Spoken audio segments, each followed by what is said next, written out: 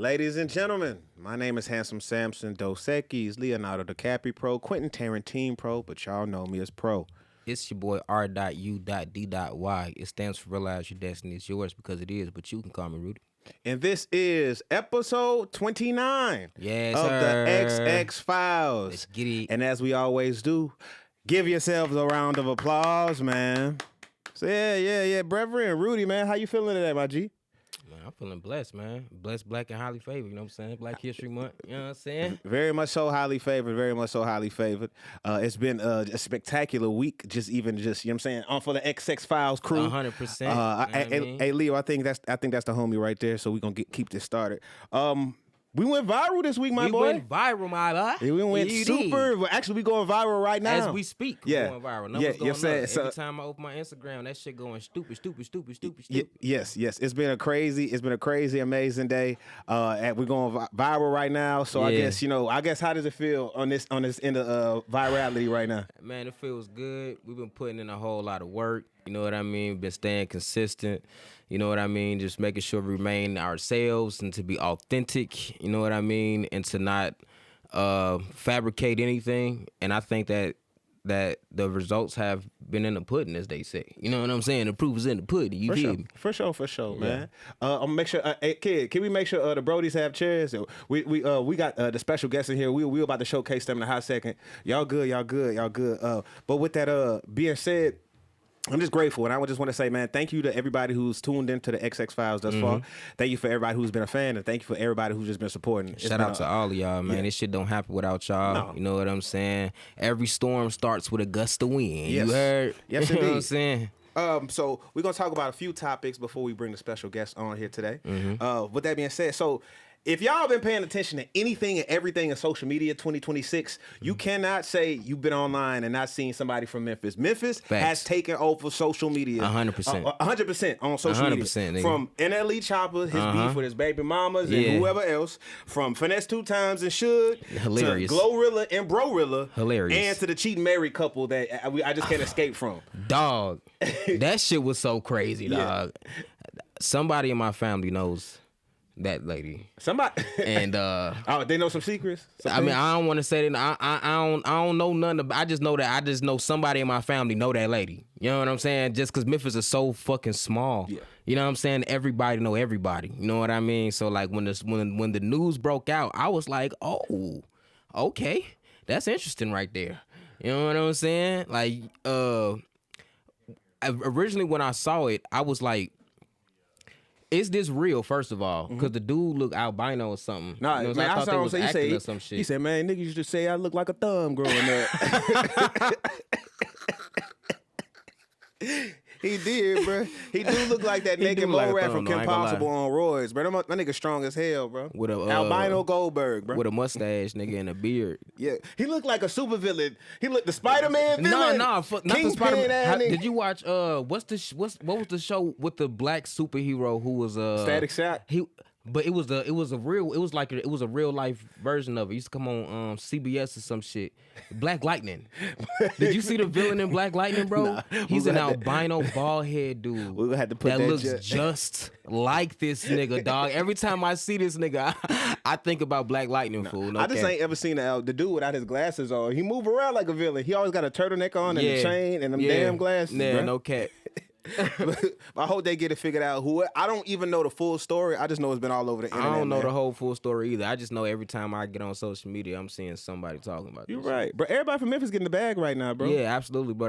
I love to see that, bro. I love to see Memphis taking over. You know what I'm saying, and just being our authentic selves. Because Memphis personality, the personality of the city, when you see it in its own individual light and individual people. It's always a beautiful thing to be like, yo, I know that nigga from Memphis. You know what I'm saying? You can always tell. You know for a fact when a nigga from the M, dog. You can't fake that shit. It's in you. And speaking about that, it's seen all across the board from Chopper to Finesse 2 Times.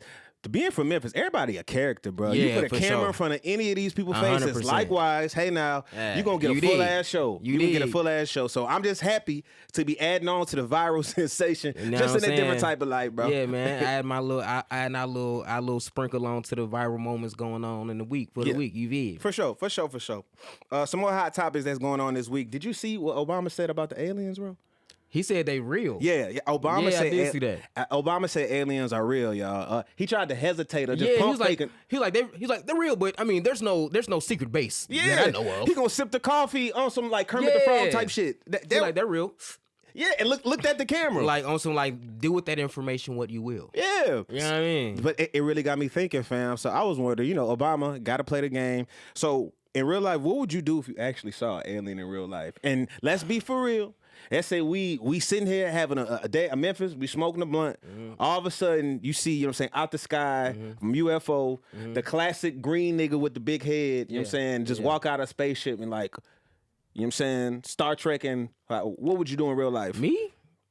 I'm gonna stand up and go in the house.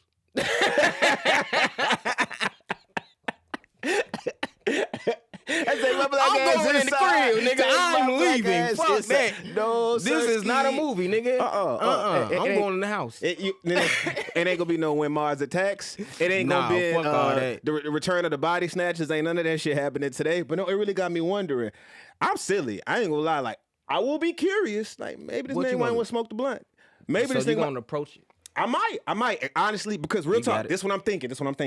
If an alien has been on Earth and they've been watching us, bro, and they know the plight of the black man, bro. They know the plight of the black man, so they might just smoke that blunt with me, bro. They might. Hey, so I watched this movie when I was in college that was about aliens who came to Earth and said that they would give Earth unlimited energy. Like, there would no longer be any energy crisis, and it would kind of like bring world peace to the whole world, but they would have to give up all the black people on Earth in spaceships, and the aliens had to take them away. That was the that was gearing up to make this. Let's get this started, bucko. That shit was crazy. It was very interesting, bro. It was very interesting because when all the black people left, right, they realized like it had no color left. You know what I'm saying? No flavor. No flavor. It was bland. Yeah, it was bland, bro. So, they might fuck with niggas, though. You know Jokes wasn't hitting like that, man. Hey, man. I could only imagine, bro. They don't ever be fly either. I forgot who that was who said this, but it was like whenever black people show up for Vince Staples. Vince Staples? Yeah, that shit was funny as hell. And he was right. I saw that picture of Stevie Wonder protesting in the 70s. That nigga had that fly ass. He had the Frank Lucas on. That nigga. shit on. We be uniform, having that shit on together. Everybody Damn be right. fly. Our rides are gonna be sponsored by Nike and shit like that. Our protest gonna be very steezy, bro. But even speaking about aliens, what if the aliens be fresh as hell? Like, why ain't aliens ever showcased to be fresh? If I'm in a whole nother universe, whole nother galaxy, I bet these niggas got that shit on in a whole type of way that I could never even imagine. I mean, they be having that shit on. Thanos had that shit on. Thanos did have that shit on. You know what I'm saying? I ain't gonna lie. The gauntlet was fresh as hell, had all the rubies too. Purple and gold. You know what I'm saying? Like, nigga look like a cute dog. He did. He was stepping. He was stepping like a cute dog. Hey, and if he was in a fraternity, he would definitely be a cute dog. Yeah, he would. 100%. It could be a big planet or a little planet. It could be a big planet or a little planet. I just want to kill her. The killer. But no, my next few questions. No, my next question. Did you see Mike Tyson versus Floyd Mayweather? They announced that fight. Get the fuck out of here. Well, I got to play for it, bro. And they announced that joint today. Mike Tyson versus Floyd Mayweather next year. Okay, I'm over it. I'm not gonna lie. What you mean you over it? You know what I'm saying? You finally getting I'm over it, bro. The battle of the Iron Mike versus Pretty Boy Floyd. Bro, Iron Mike is 60. How old is fucking Iron Mike right now? I want to say they said 58 or 59. Come on, bro. And Floyd maybe 48, 49. Come on, bro. This is, you know what? Okay. Maybe y'all should just start looking at shit at face value. Yeah. And not looking so deep into it. I guess it's an entertaining bout. And if that's what it is, then it will definitely, at the very least, be something to watch. I don't even know if it's going to be entertaining. Name two, a 45-year-old and a 50-year-old, a 60-year-old, they'll be entertaining to watch fight in any type of class, bro. I said, man, I watch these old wrestlers. I try to see Undertaker and Triple H and they pull it off in their old age. Yeah. It don't look good. It don't look good, dog. Especially, we saw the last fight he did with what was his name? Logan? Was it Logan? Jake Paul. He was one of them niggas. Yeah, he was winded, and I think they said in the contract Tyson couldn't do an uppercut. Now I don't care. Tyson could be 85 years old. I ain't taking no motherfucking uppercut from Mike Tyson. Going to sleep. Yes, 100%. sir. And when it's real life old man strength, he shattered a nigga. For sure that. I just hope that he don't. I just hope he don't get hurt. That's really my main thing. I don't want to see Mike Tyson get hurt at his old age, bro. I don't know what I mean. I don't want to see that shit. He's a fighter though. I bet Mike Tyson would rather die in that ring than anywhere else, or die smoking a blunt. Either or. I'd rather see you die old man smoking a blunt, having a good time, enjoying life, than get beat up and hurt in the ring at 50 plus years old, dog. That's just my personal opinion. You know what I'm saying? Will I be watching? Yes, absolutely. Parlays got to get made. Parlays must be made. Yes. That's gonna be the easiest shit ever. I'm definitely betting on that shit. Oh, for sure. I say I'm not betting on no round 8, round 9, round 10. Them old niggas is finishing that shit. You damn quick. right. Floyd gonna take the win, and they gonna walk away with a stupid bag. And they gonna get rich. Yep. I mean, get rich. Richer. That's for sure. And my last question, did you see that C Dance 2.0? Yes, bro. That shit is crazy. If y'all don't know, just throw it out there. C-Dance, it started as an AI-powered creative platform. Yeah. It was focused on music, visuals, and live performance experimentations. But boy, it touched the internet, man. We see like the future of AI. I saw a video of Brad Pitt fighting Ace Ventura or... Nah, he was fighting damn... who the fuck was he fighting? Some Bruce Willis.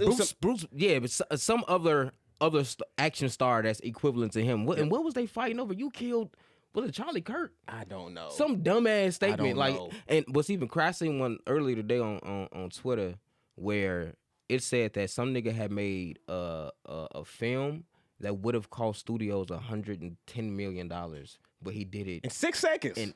Oh my God, bro! And this cinematography, the way the camera moving, the zoom in, whole nine, the shit look real, bro. You just telling me somebody just put in a prompt, man? It's a wrap, y'all. Whatever, it's a wrap, bro. Somebody could blame me for anything, and there's no way I can't prove it. Next, they're gonna start materializing fingerprints. It's a wrap. Sure. It's a wrap. Last week we was talking about the Ring camera.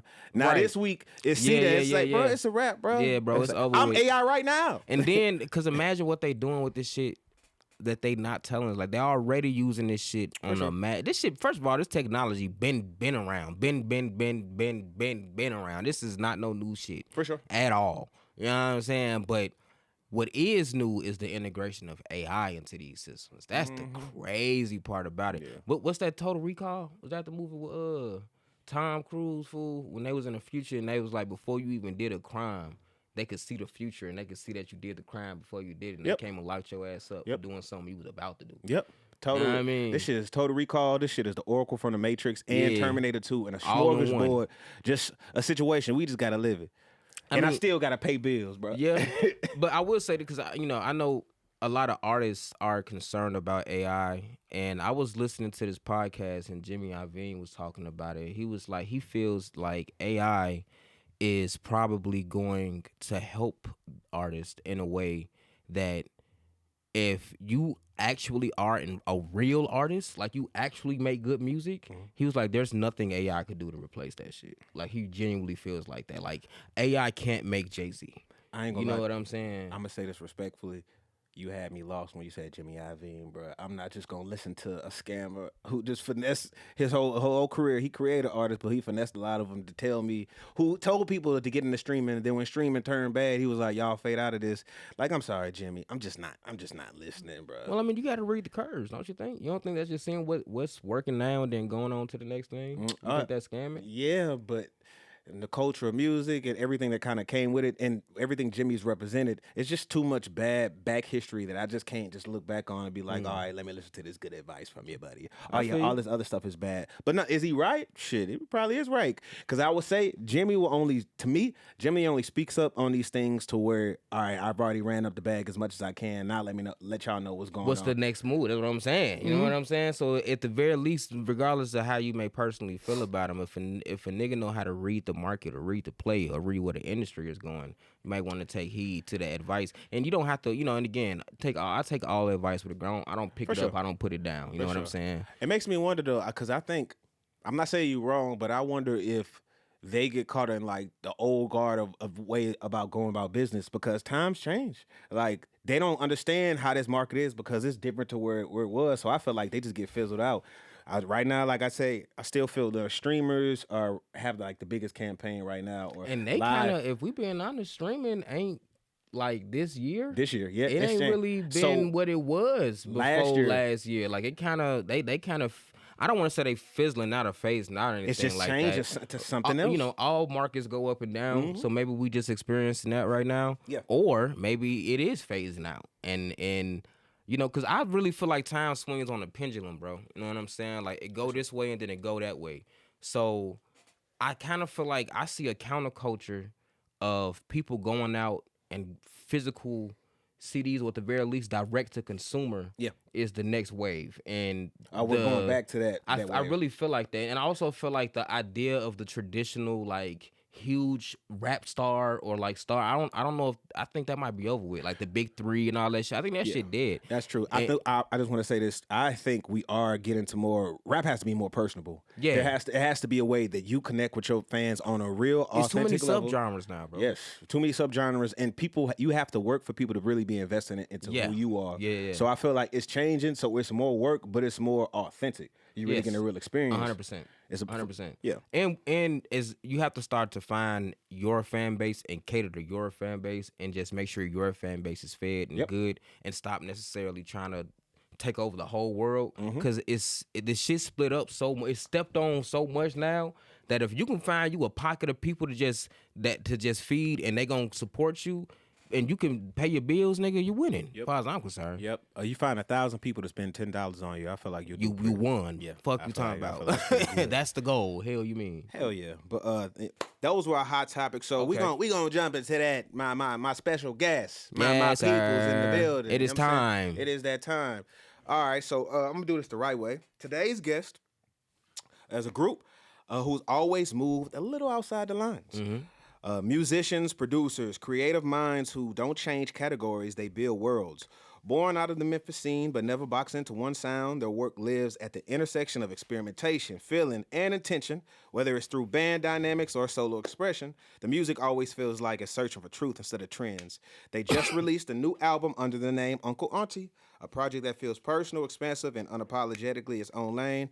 This conversation is about evolution, creative freedom, and what happens when you stop trying to fit into an identity. Welcome to the XX Files, UNCLE AUNTI. Welcome. Nate. For sure. Say less. Right, That's cool why beans, my cool beans, brethren, man. Uncle Auntie, my homies, Nate. I know you, my brother. What's your name? Josh. Josh. It's so nice to meet you. Nice to Josh. meet you, my man. boy. For sure. Nice to meet you, man, for sure. And welcome to the XX Files, y'all. You know what I'm saying? Yeah. Thank y'all for being here. I know y'all just dropped your project and y'all just had y'all release show. So first and foremost, congratulations. Thank you so much, Congrats. man. Congrats. Thank you for pulling up. So Yeah, for sure. we gonna jump right into it. Let's do it. Interview question. So y'all, like I said, you did just drop an album. What was the core theme of the project, and why did it feel the right time to release it? Okay. Yeah, so I can answer this one. Definitely answer this one. So as I guess the rapper person in the project, I guess you could say, and the saxophone player. So for this project, we try to do more of a kind of an event in my life personally, a large event where, you know, sometimes you go out of that box and you start to discover yourself. So with this specific event, which is why we call it Ego Deathing in a Driveway, which unfortunately was a true story. But Go talk about it. okay, yeah. So yeah, sometimes you get outside of that box. Sometimes you don't think that shit's working, but you know, sometimes it kicks in. And so basically, this entire thing is a story. And you know, it starts off with, you know, you take it, you don't think it's working, and then eventually it starts working, and then eventually you start to find yourself slowly over time to discover new things that I think we're all discovering our own selves. So yeah, this is basically an album to that, and might I also add that it also hasn't ended just yet. We're still discovering ourselves as we go. So yeah, that's basically the story of it, man. And you know, there's a lot of things you can discover, as I'm sure we'll discuss here shortly. Okay. For sure. No, thank you. Nah, that's a Right? Yeah. Am I right? Yeah. All right. I love a thorough intro. That was fire. Yeah, he does. I love a thorough intro, man. Big was salutes to great. Josh. That's how you make a motherfucking Very impression. fluid. Very fluid. Man. So the first thing I was gonna talk about is in my notes right here. Ego Deathing in the Driveway. Yes, sir. That's a wild title. first and foremost. Yeah, wild time. Breakdown. I have a feeling where we about to go, so I definitely be as honest as you want to, be as thorough. Okay. Break down what that moment represents for you. Okay, so that moment for me, and I'm sure a lot of people, I'm not the only one that's gone through this maze, but I'm sure a lot of people go through that maze and are going through that maze themselves. But, you know, sometimes it takes a moment like that in order to find yourself, in order to guide others in that same direction as well. But Ego Deathin' in a Driveway to me was a very nice experience, I guess I could say. But it was one that definitely defined my life and one that'll define others' lives, I'm sure, whenever that happens to them. But it might not be in a driveway, you know, it might be somewhere else. Don't do it in a driveway. Yeah, that's how it might be in the woods. It's a video game that you can't lose. You know, there's no, you know, reviving after that. But You can lose. or you can, but you know, you got to lose yourself to find yourself. But Yeah. you know, Yeah, that's true. That's yeah, real. you know, yeah, it is real for sure. But yeah, it's a beautiful moment that I think a lot of people will find themselves through and move forward in a positive light to find well-being. I like to say. You No, know? Yeah. I respect that. I respect that. So, if you don't mind me asking, Yeah. what was the cause of Ego Death? You know what I'm saying? What caused the trip, if you don't mind? What caused it? Like the specific substance? Or Yeah, you know what I'm saying? We're talking. Yeah. Okay. Yeah. So, lazy summer days. There's a reason why I say lazy summer days in the first song, but you know, if you take the first letters of lazy summer days and you put it together, you That's tough. That's you tough, can kind Josh. of figure out what I'm saying there. That was fire. That's yeah, tough. so, Bars, nigga. lazy summer days. Let's just say that. Yeah. for Okay, sure. lazy. I like summer that. days. That's so tough. Yeah. Never heard that before. Yeah, that's tough. That's interesting. That's hard. That's Yeah, it happens. That's hard. Lazy summer days. For sure. Now, Nate, I told you in the text message, you know, the project sounds like 4 Minor meets Mac Miller meets Boom Bap, but it's like an A$AP Rock acid trip. Who were the real inspirations behind the sound and mindset of the project? Probably a lot of jazz hip hop artists. Probably, I would say, Freddie Hubbard is like a huge inspiration for me. Miles Davis, obviously Herbie Hancock.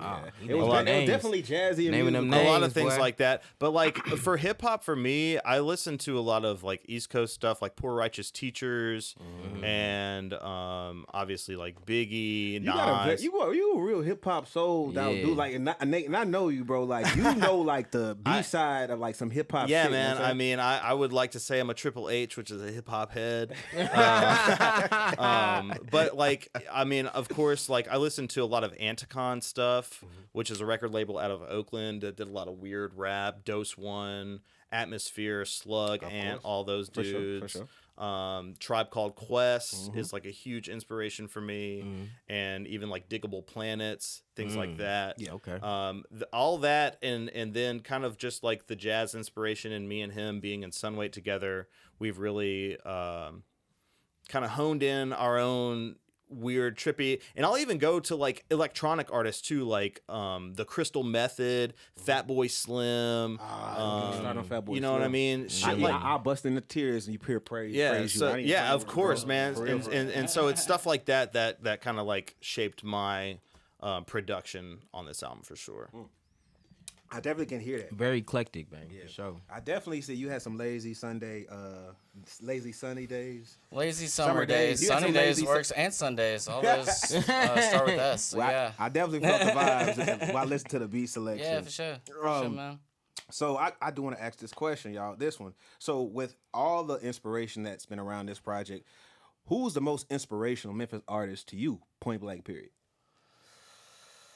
Damn, that's a hard fucking question, dude. I'm not gonna lie. As far as the most inspirational Memphis artist, period.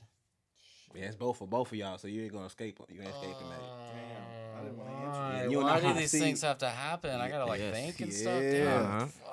Damn. Don't overthink it, man. The next one's a doozy too. So yeah. Oh my gosh, that's hard. Do we get to drink if I don't want to answer? Is that like this type of thing? I can't. I have to take a shot. We need to tie it Yeah, up, is this man. like drink champs or something? Or it's just like that's too hard. We Okay, need to okay, get some okay. liquor here, Yeah, bro. we At need this to get point, to it, Jesus. The way the MLW, Yeah. okay. MLG and W got my pockets right now. So Can I pick a group? Do I have to pick a specific? yeah, person? whoever. Yeah. Whatever. I don't know, Didn't have man. to be Memphis 3-6, based. obviously. I mean, 3-6 for me, as far as like when I was growing up, I remember everybody I knew around me just bumping the hell out of all of that. Project Pat, all of that stuff, like around that era for me was major as far as like forming an idea of what rap was when I was younger. For sure. But then, like, when I got older, I started running into people like Iron Mike Coalition. I actually heard of IMC. your music as well, which I'm a big fan of also, by the way. Salute. Dude, there's a lot of music. There's a lot of rap music in Memphis that's insane, man. Honestly, I give it up for all of Memphis rap. Hey. For real, though. Honestly, it's in a beautiful fucking place, I have to say. Man knows his history. I'm not gonna be mad I at mean, that there's at too all. much, dude. I mean, come on. Yeah, there's too. Unless you have something to add. Nate, to what you that, got? I mean, What you I got, would brother? say one of the most influential as far as like hip hop groups would be a guy who actually passed away, and his last name was Avenging Wind, but Dennis, Fathom 9. That's my Fathom OG. 9 That's my OG. Rest was in like peace. was a really and rest in Getting peace. Getting chills. Yeah, man. and like Tundria Lyons introduced me to him Yep. when I was doing The Bear in Fear, and so I'd have to say he was probably really influential as far as like bringing the underground to like real underground Memphis facts. hip hop to the height of like that the is real facts. shit. Unapologetic wouldn't be what it was if there wasn't a Fathom 9. Yeah, for what sure. Avenging Man, when I Make Mad Beats wouldn't be who he was without that. I promise, if you heard you say that, he probably push me off and be like, he would just shook your hand. He would have My G. My G. Rest in peace, Fathom 9, man. You've been around for a while. Yeah, you know what I'm saying? Yeah. Nate, we know, you know what I'm saying? So, but Yeah. that's true. That's true. Yeah, man. So, I thank y'all for saying what's your most inspirational Memphis artist. So, question for both of y'all. If you had 3 artists in your smoke cipher, alive or unalive, who's in it and why? Who's in a smoke cipher? 3. Y'all both say 3 Do apiece. they have to hate each other or they like each other? That's mean, you really gotta the wanna smoke problem. with them. I don't know. They might not be a good smoking session if I put them all in the same room with each other. He can be very mean. Yeah. Okay. I'm gonna have to say, man, some people that I would like to smoke with and chill with. Obviously, I'd say Currency is one of my favorites. Of course. I have to choose between Freddie Gibbs and JPEG Mafia because they hate each other. Oh, yeah, you got to But choose. That's definitely they're gotta gonna, choose they're gonna that. fight each other. and Definitely stuff, gonna and that go wouldn't with be a that. good Between time, Peggy and so Freddie. Probably choose Peggy. I do. yeah. I'm sorry. I love Freddie. I ain't gonna lie. I probably choose Peggy. Peggy just probably made me laugh. Well, they probably made That's me what laugh. I'm Both of saying. them. I'm Man, all they for both funny. Yeah. Yeah. So- Yeah. different smokes, different day. I Yeah. got you Tuesday. I got you Wednesday. Another one is probably MF Doom or something. Rest in peace. But still, like, it's hard, dude. There'd be a lot. I couldn't do 3 people. I'd have, there'd be multiple blunts. That's spread around. There wouldn't just be one. Everyone has their own, and we're all just vibing together. That's I feel that's the smartest way. The Thow's way about handling it, man. What you got then? Shit. It'd probably have to be Mad Lib, but him doing the what's the high pitched What is it called? I know what you're talking about. The high pitched joint he be having. oh man. Motley, you know? No. It's Quasimodo. I'd have to do Quasimodo Quasimodo, yep. with Dose 1. And that'll be for the West Coast Okay. peeps. I respect it. That's super Yeah. respectful, dog. That's crazy. I Yeah. wasn't expecting Yeah. that. That's And okay. for a third, just to throw a twist in there, I'm going with a Left Eye, dude. Left Damn! eye? Wait, hold on, Nate. Why you can't just say why left eye? Because That's fire. because she would probably rip those 2 dudes apart. It'd be fucking awesome. Yo, shout out to the homies. Shout bro. out to left eye. Yeah, shout out to Left left, eye, for real though. Yeah. Okay. All right, y'all. We rolling through this. It's good conversations, Yeah. man. So, controversy of the week, y'all. Genre labels help listeners, but they suffocate artists. So, in 2026, do genres still matter, or are they just market shortcuts that limit creative growth? Do y'all still think genres matter? Especially, how y'all blend everything and how everything was blended in the project. Do y'all still think they're important? I just want to know y'all thoughts. That's a very good question. I feel like genres started off, you got to think, like, music is still, the way that we know it is relatively young. I mean, it's been like what 50, 60 years of just hip-hop? solid, but like at the very least 100. Like if you start at the earliest blues stuff going on, at least 100, right? Of where we just started putting things into boxes. Eventually, we're gonna get to a point where it's just like, how much stuff can you fit into boxes before you build a house? So it's just like, okay, now we have other things going on, and they're starting to mesh together. Like our music. Say, I like to play jazz. I also grew up playing saxophone. So that was like my main. I played alto sax in middle school. Bet. Which middle school? Dexter. Oh yeah. I I was fuck with that. Yeah, yeah, exactly. So like, there's other genres that are going together, and I feel like that's a fusion that happens no matter what. Try as much as you can, but that shit's gonna happen. So we're in an interesting spot, I think, where in the future, we're going to have a lot of those genres moving together in synchronization. I think we're going to have some dope-ass music in the future, absolutely, because people are starting to get, more knowledgeable of all these different genres. But yeah, I still feel like we'll still have some purist situations there where it's like, I'm going to do this sound. No doubt that's dope too. It's really going to be a mixture of both for me, that I think is what realistically is going to happen. But all I can say is it's definitely going to be an interesting future for sure. We're in a decent time as far as music goes. For sure. I kind of feel like as soon as you said do genres matter, I thought about how Beyonce recently won the Country Music Awards and all of the all the angry country artists and fan base was upset that a black woman won Country Artist of the Year, and they immediately created a subgenre of contemporary country music or modern country music. Right? They throw that contemporary in my No, way. you know that. You know they love that motherfucker. You know what I'm saying? Yeah. And so, like, a lot of times, subgenres are created to ask people out of bigger. You know what I'm saying? Go ahead. Well, I would just say I'll expand on that. I think genre was created as a marketing thing for, do you like this style? Do you like that style? Do you like this style? But music has evolved so much from the beginning of recording music to now that it's like, there's no way in 2026 that we can just come up with a completely, I mean, there are completely original things, but it's not your traditional style of music. Even for what we do, there's styles of jazz, there's influence of jazz, there's influence of hip hop that's done before us. I mean, whether it be trip hop or trap shit or, like old school 3/6. I think that that's just a marketing thing at this point, and especially now that everybody kind of markets themselves. When you give yourself that label, you're just kind of like, you're this boxing is yourself in. Yeah, you're locking yourself in. So like, I would say, you could stick with like the first five or whatever. It's like you got rock, hip hop, jazz, R&B, and whatever, and people can decipher that for themselves. But it's like putting like a subgenre of like post-hardcore secondary hip hop. It's like, what the fuck are you? What are we talking about? What the fuck does this even mean? Yes. Like it's all a marketing thing, and so that's how I feel about it.